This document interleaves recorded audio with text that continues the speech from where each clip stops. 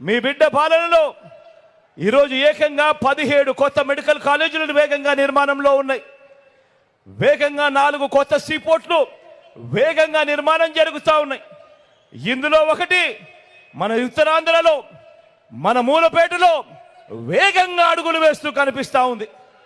కొత్తగా 10 ఫిషింగ్ హార్బర్లు వేగంగా నిర్మాణంలో ఉన్నాయి. 6 కొత్త ఫిష్ ల్యాండింగ్ సెంటర్లు ఈరోజు వేగంగా పనులు జరుగుతూ ఉన్నాయి.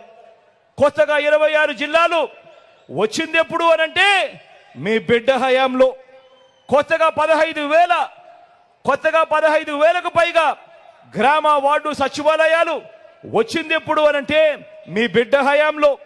నాడు నేడుతో బాగుపడ్డ స్కూళ్ళు, హాస్పిటళ్ళు, కొత్తగా మరో 15,000 విలేజ్ వార్డు క్లినిక్లు, కొత్తగా 11,000 రైతు భరోసా కేంద్రాలు, కొత్తగా ఇప్పటికే 3,000కు పైగా డిజిటల్ లైబ్రరీలు, గ్రామానికే ఫైబర్ గ్రిడ్, మారుమూల ట్రైబల్ ప్రాంతాలకు కూడా ఈరోజు మొట్టమొదటిసారిగా కనెక్టివిటీ మీద ధ్యాస పెట్టి మారుమూల ట్రైబల్ విలేజెస్ను కూడా ఈరోజు నాగరిక ప్రపంచంలోకి తీసుకొచ్చే అడుగులు పడతా ఉన్నాయి. ఎప్పుడు అనంటే మీ బిడ్డ హయాంలో.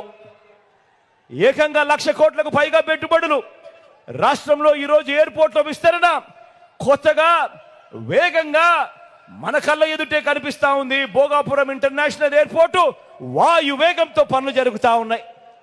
కొత్తగా రాష్ట్రంలో 3 ఇండస్ట్రియల్ కారిడార్లు, 10 ఇండస్ట్రియల్ నాడ్స్, ఎంఎస్ఎంఈలకు ఆదుకుంటా ఉన్న ఆ పన్న హస్తం మొట్టమొదటిసారిగా ఈ 58 నెలల కాలంలోనే అడుగులు వేగంగా కనిపిస్తా ఉన్నాయి.